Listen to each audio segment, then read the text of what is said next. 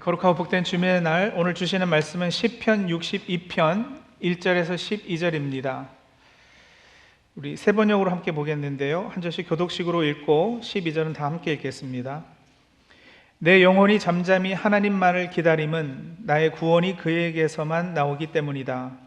하나님만이 나의 반석, 나의 구원, 나의 요새이시니 나는 결코 흔들리지 않는다. 기울어가는 담과도 같고 무너지는 돌담과도 같은 사람을 너희가 죽이려고 다 함께 공격하니 너희가 언제까지 그리하겠느냐? 너희가 그를 그 높은 자리에서 떨어뜨릴 공리만 하고 거짓말만 증거하니 입으로는 축복하지만 마음속으로는 저주를 퍼붓는구나. 내 영혼아, 잠잠히 하나님만 기다려라. 내 희망은 오직 하나님에게만 있다. 하나님만이 나의 반석, 나의 구원, 나의 요새시니 나는 흔들리지 않는다. 내 구원과 영광이 하나님께 있다. 하나님은 내 견고한 바위이시오 나의 피난처이시다. 하나님만이 우리의 피난처이시니 백성아, 언제든지 그만을 의지하고 그에게 너희의 속마음을 털어놓아라. 신분이 낮은 사람도 입김에 지나지 아니하고 신분이 높은 사람도 속임수에 지나지 아니하니 그들을 모두 다 저울에 올려놓아도 입김보다 가벼울 것이다. 억압하는 힘을 의지하지 말고 빼앗아서 무엇을 얻으려는 헛된 희망을 믿지 말며 재물이 늘어나더라도 거기에 마음을 두지 말아라. 하나님께서 한 가지를 말씀하셨을 때에 나는 두 가지를 배웠다. 권세는 하나님의 것이요 한결같은 사랑도 주님의 것이라는 사실을. 주님께서는 각 사람에게 그가 행한 대로 갚아주십니다. 아멘. 한편에는 힘, 권능, 권세가 있고 다른 편에는 사랑, 인자, 은혜가 있습니다. 근데 이 둘은 같이 가기가 어려운 개념들입니다. 서로 배치되어 보이죠. 권력을 행사하면 사랑을 베풀 수 없고 인자하고 은혜를 베풀려면 권세를 부리기가 힘듭니다. 역사나 현재 나라들의 정치 상황을 보더라도 권력과 인자가 같이 가는 경우는 상당히 드뭅니다. 어떤 분이 그러셨어요. 사랑의 호는 자유이고 권력의 호는 구속이라. 사랑의 호는 자유이고 권력의 호는 구속이다. 근데 우리가 인간 역사가 끊임없이 가르쳐주고 있는 바가 무엇입니까? 한 인간이나 혹은 한 단체가 절대적 권력을 가지게 되면 독재주의로 흘러가기 마련입니다. 독재주의 아래에서 사랑의 혼인 자유는 큰 손상을 입습니다. 인자함, 친절과 은혜 베품은 세상에서는 많은 경우 나약함으로 비춰지기도 합니다. 독재자가 다수를 속이기 위해 인자한 척 쇼하는 경우는 많지만 그 뒤에는 어김없이 힘, 주로 군대가 뒷받침해주고 있었던 것을 우리는 자주 목격하였습니다. 하여간 이 권세와 사랑, 또 힘과 은혜, 강함과 친절, 이건 함께 가기 어려운 개념이 분명합니다. 자, 그런데 오늘 우리가 읽은 시편 62편 기자는 참 재미있고도 의미 있는 고백을 하죠. 11절, 12절을 다시 한번 보실까요? 하나님께서 한 가지 말씀을 하셨을 때 나는 두 가지를 배웠다. 권세는 하나님의 것이요 한결같은 사랑도 주님의 것이라는 것. 이렇게 말하죠. 보세요. 시편 기자가요 62편 1절 위에 이제 설명이 있어요. 그죠? 보면 다윗의 시라고 되어 있습니다. 그래서 다윗이 지은 시입니다. 지휘자를 따라 여두둔에 맞춰 부르는 노래라고 그랬는데 여두둔은 사람 이름이거든요. 레위 사람이었습니다. 찬양대 지휘도 했고 음악도 작곡한 사람인데 이 사람이 만든 음악풍, 그 음악 스타일이 있었던 모양이에요. 그래서 개역개정 성경은 인도자를 따라 여두둔의 법칙에 따라 부르는 노래라고 그랬어요. 하지만 어쨌든 작사자는 다윗입니다. 다윗의 고백이 담겨 있습니다. 다윗이 하나님에 대해 배운 것이 있다고 하는데 두 가지를 배웠다고 그랬습니다. 하나는 권세는 하나님으로부터 비롯된다는 거예요. 하나님이 절대 권력자이십니다. 그러나 말씀드린 대로 절대 권력자이시라 했을 때 우리가 흔히 떠올려 온, 그동안 자주 보아온 백성을 억압하고 지배하는 그런 독재자는 아니죠. 우리는 그것만 봐왔기 때문에 그것만 알지만 우리 하나님은 절대 그런 분이 아니세요. 왜냐? 하나님에 대해 다윗이 배운 또 다른 한 가지가 있다고 그러잖아요. 그게 뭐죠? 한결같은 사랑도 주님의 것이다. 여기 사랑이라는 단어로 번역된 것은 우리가 몇 주 전에 그 사랑, 인자, 은혜, 은총, 친절 이런 여러 한국어 단어로 번역이 되는 히브리어 단어 헤세드, 바로 그거예요. 헤세드도 주님의 것이라는 사실을 다윗은 배웠어요. 권세와 헤세드, 사랑. 인간은 스스로 권력을 절대화할 때 사랑을 결하고, 사랑을 절대화하면 권력을 발휘 못하지만, 하나님은 이 두 가지를 함께 가지실 수 있고 또 그렇게 함에 아무런 모순이 없으시다는 겁니다. 하나님은 사랑이시고 또한 모든 힘과 권능의 원천이십니다. 사랑과 권능이 하나님께는 늘 함께 움직입니다. 세번역 성경 이 시편 62편의 제목이 제 성경에 보면 이렇게 붙어 있는데, 이 주제를 아주 잘 담아냈어요. 아주 마음에 드는데 뭐라 그랬느냐? 하나님은 강하시고 친절하시다. 강하신데 친절하시대요. 여러분, 강한데 거칠거나 악하면 큰일 아니에요? 또 친절하기만 하고 힘이 없으면 그것도 별 도움이 되지 않습니다. 그런데 우리 하나님은 강하신 분이신데 친절하십니다. 하나님이 그 크신 권능으로 세상을 창조하셨어요. 그리고 햇새대로 모든 만물을 돌보시고 생명을 주시고 열매 맺게 하십니다. 하나님이 하시는 모든 일이 다 이 주권적 권능과 사랑의 합작입니다. 사람은 이 둘이 연합된 속성을 가질 수 없어요. 혹 이 시편의 배경일 수 있는 압살롬의 반역 사건만 해도 그렇잖아요.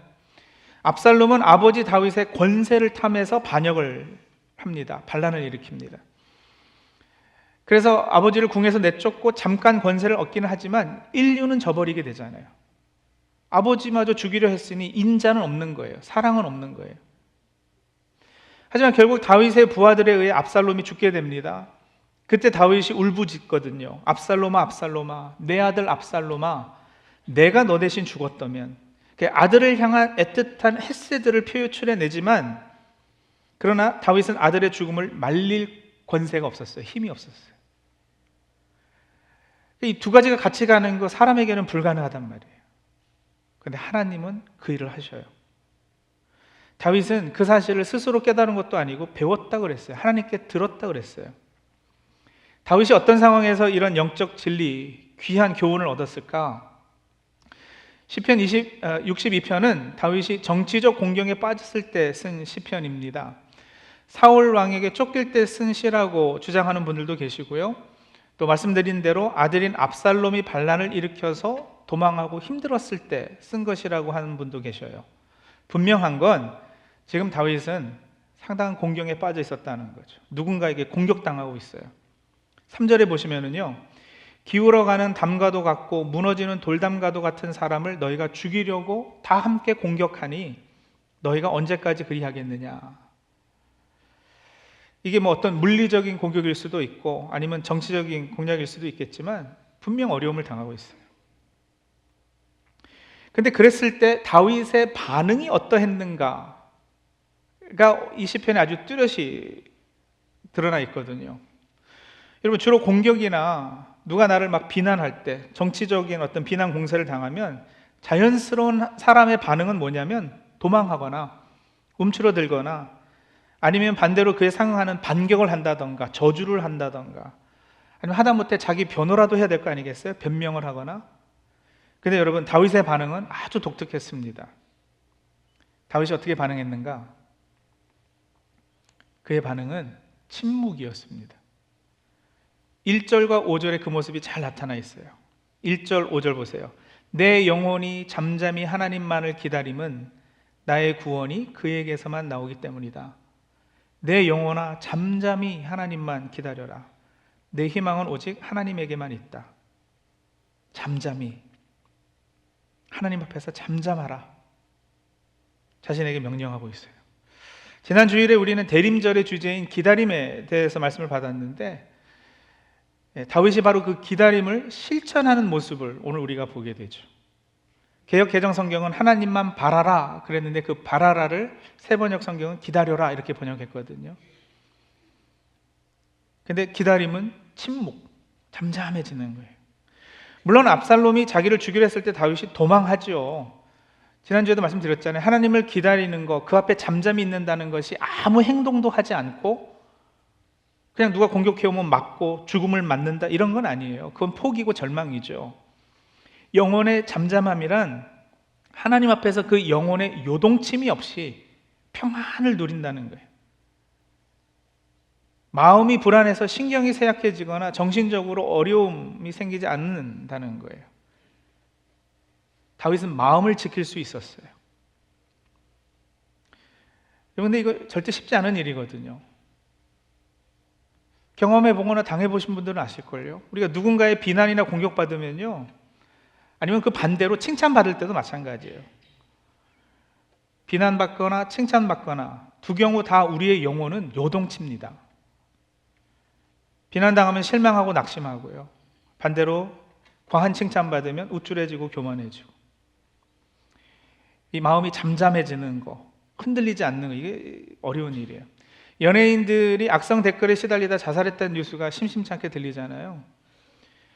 여러분, 그분들의 멘탈이 우리보다 약해서 그럴까요? 그렇지 않거든요. 누구든 오랫동안 비난에 시달리고 욕먹다 보면 마음이 깨지게 되고요. 그럼 바다의 해일이 일듯 그 영혼이 요동칠 수밖에 없어요. 그러다 보면 극한 상황에 처하게 돼서 극한 행동도 하게 되는 거고요. 그게 사람이에요. 오래전에 제가 전에 있던 캐나다 토론토 지역에 저를 포함한 그 지역에서 제일 큰 교회 5개 교회, 그 목사님들의 설교와 그 목사들에 대한 비난을 하는 사이트가 운영이 된 적이 있어요. 그것만 하는 사이트예요.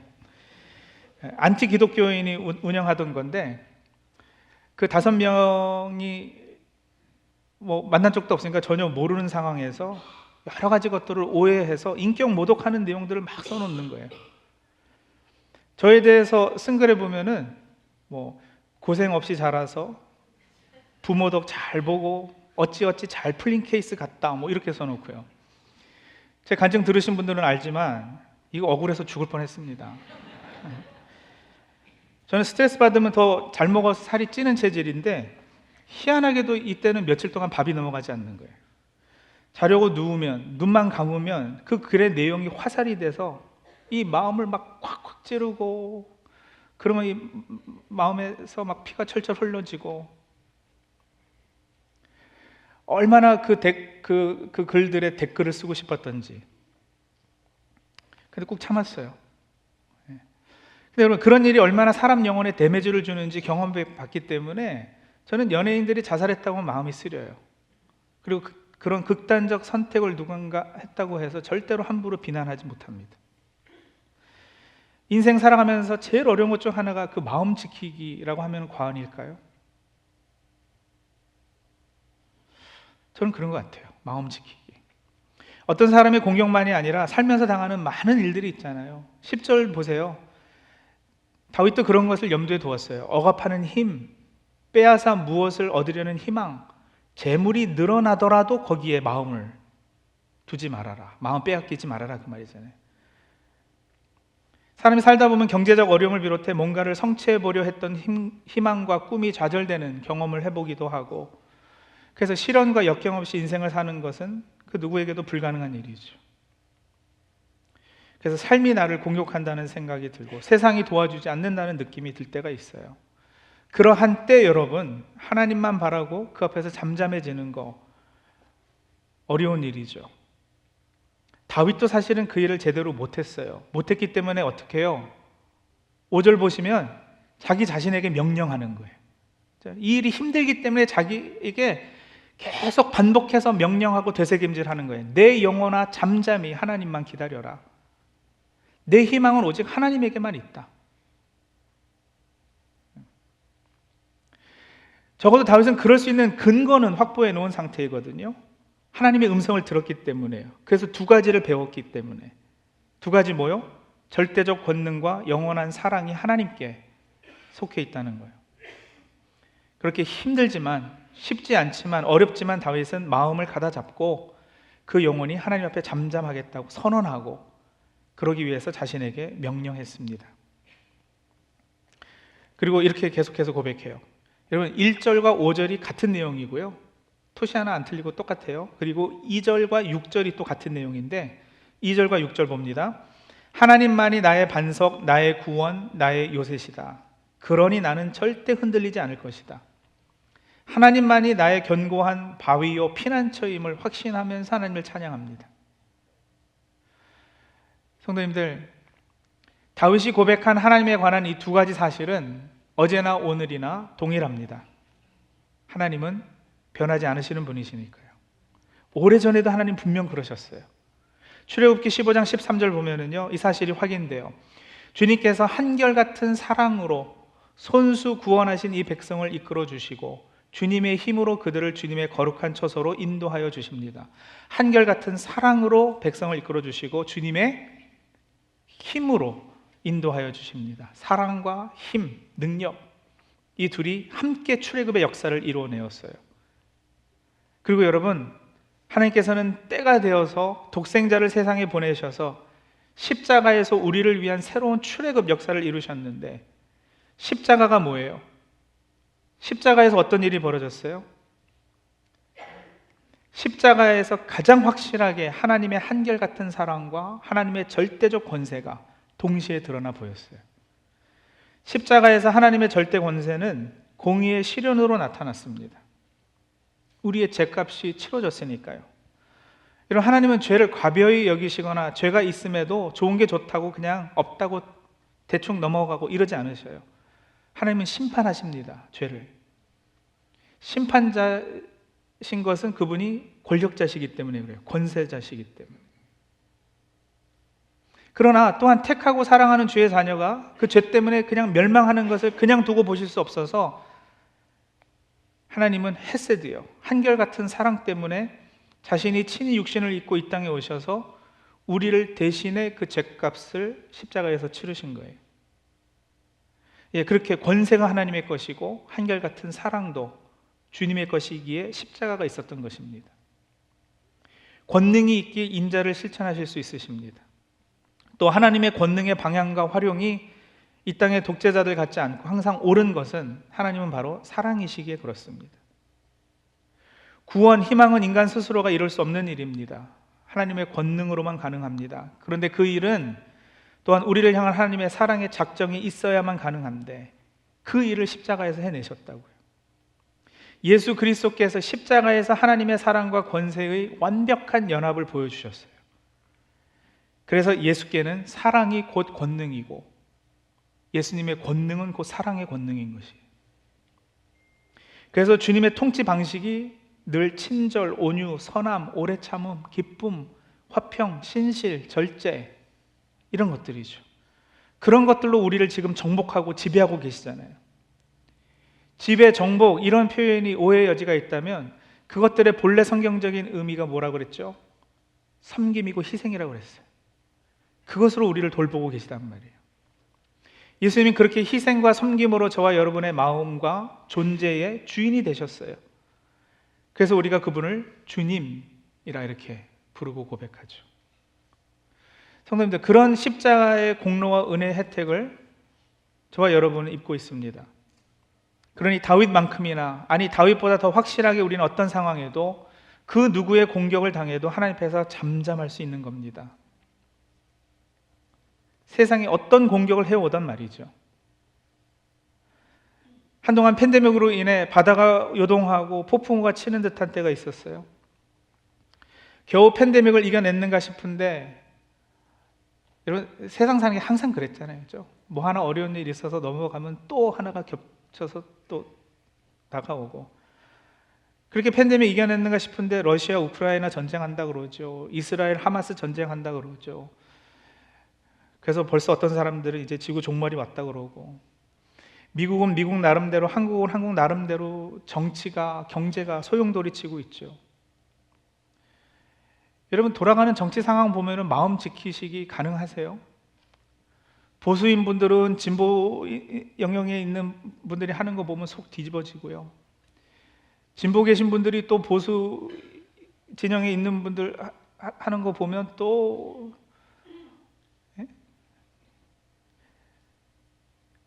이게요, 요동치 않기가 참 힘들어요. 근데 여러분 그때 외치셔야 되는 거예요. 시편 62편 다윗의 외침을 내 것으로 만들어서 나에게 명령해야 되는 거예요. 내 영혼아, 잠잠히 하나님만 기다려라. 내 구원과 희망은 오직 하나님에게만 있다. 내 삶에 어떤 어려움이나 시련이 공격해 오든지 말입니다. 직장에서 해고되어서 눈앞이 캄캄할 때, 병원 가서 한 검사의 결과가 절망적일 때, 하던 사업이 내리막길이고 그래서 재정적으로 심한 압박을 받고 있어도, 관계가 깨어지고 누가 나에 대해서 정당하지 않은 비난을 퍼부어서 억울한 때에도 외치는 거예요. 하나님만이 나의 반석, 나의 구원, 나의 요새시니 나는 결코 흔들리지 않는다. 내 영혼아, 잠잠히 하나님만 기다려라.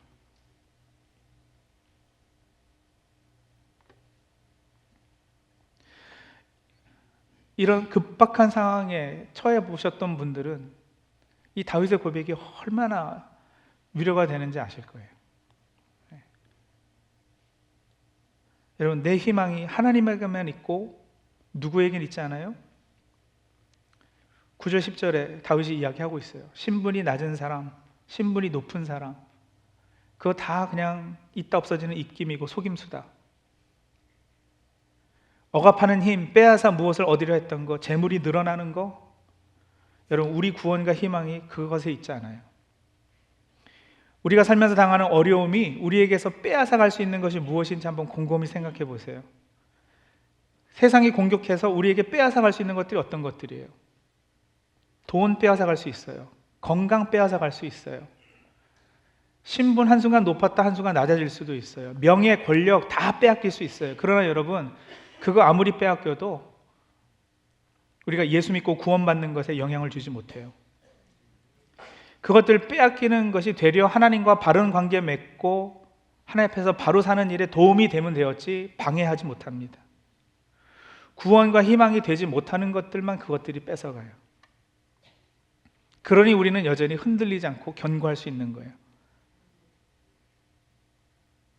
그리고 여러분, 그렇기 때문에 이제는 또한 우리는요, 힘으로만 다스려지는 세상이나 힘없이 나약함으로 비치는 친절로만 다스려지는 세상이 아니라 십자가의 도, 십자가의 방식으로 세상을 섬기기로 다짐할 수 있게 되는 거죠. 그런 저와 여러분이 다 되시기 바랍니다. 십자가의 도, 십자가의 방식을 사셨던 예수께서 주셨던 교훈이 이런 것들이에요. 첫째가 되고자 하면 모든 사람의 꼴찌가 되어 모든 사람을 섬겨야 한다. 어린이들이 내게 오는 것을 허락하고 막지 말아라. 하나님 나라가 이런 사람들의 것이다. 참으로 살려면 목숨을 잃는 사람이 되거라. 자기를 부인하고 자기 십자가를 지고 나를 따르라. 이건 다 종합하면 무슨 얘기일까요?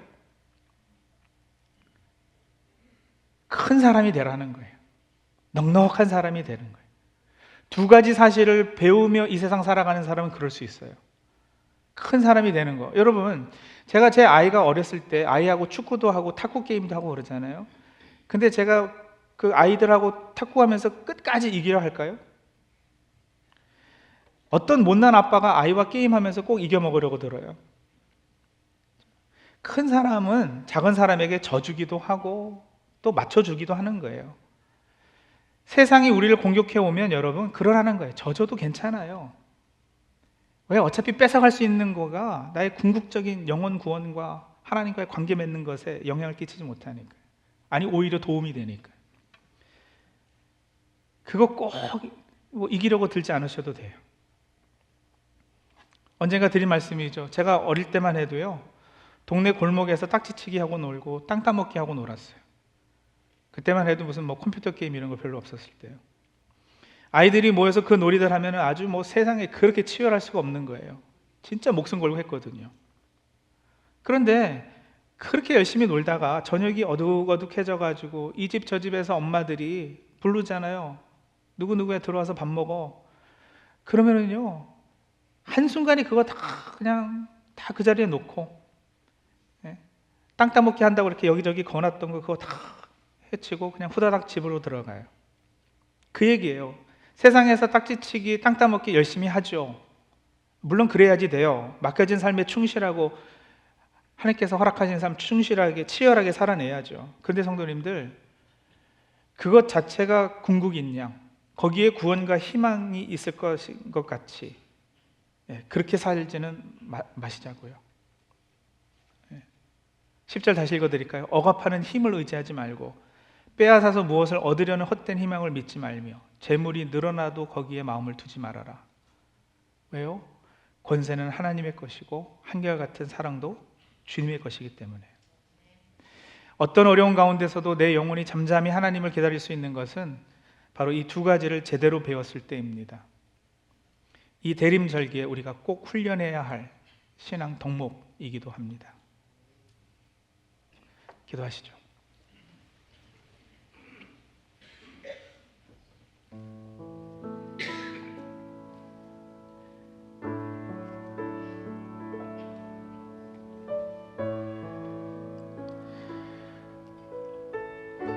성도님들, 어쩔 때 마음 지키기가 힘드십니까? 마음이 요동치고 흔들리시고 그러세요?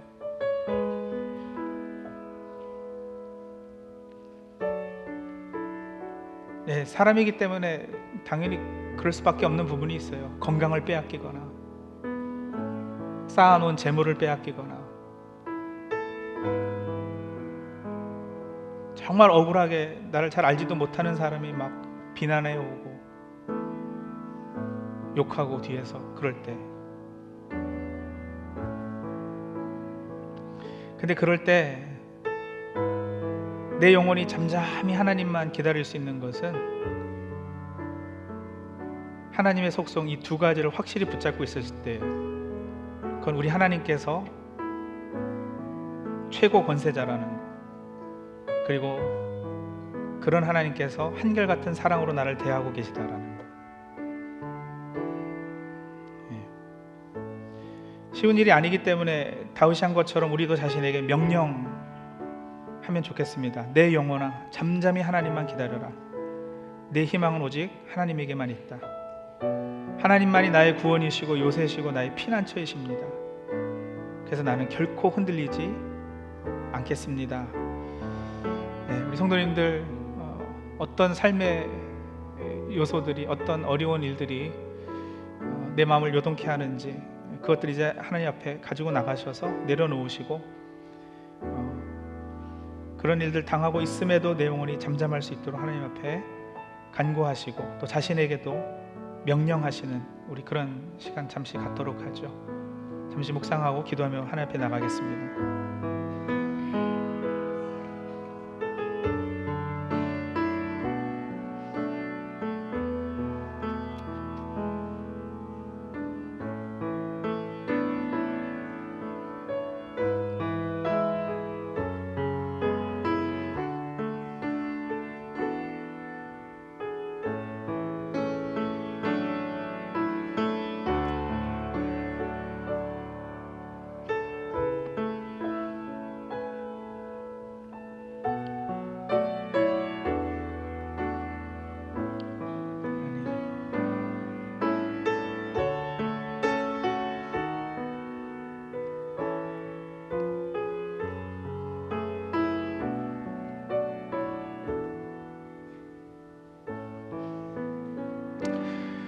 하나님, 십자가에서 아주 확실하고 뚜렷이 보여주셨듯이 온 우주 최고 권력자 권세를 가지신 분이 또한 한결같은 사랑과 은혜로 우리를 대해 주십니다.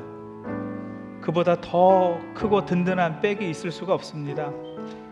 이 두 가지를 배운 우리가 다윗처럼 하나님만이 나의 반석이시오, 나의 견고한 바위시라고, 나의 요새고 피난처시라고 고백할 수 있도록 도와주시옵소서. 그 믿음 때문에 우리가 살면서 당하는 그 어떤 공격에도, 그 어떤 상황과 처지에도 결코 흔들리지 않고 그 영혼이 하나님 앞에서 잠잠한 샬롬을 누리는 그런 역사 있게 도와주시옵소서. 예수님의 이름으로 감사하며 기도합니다. 아멘.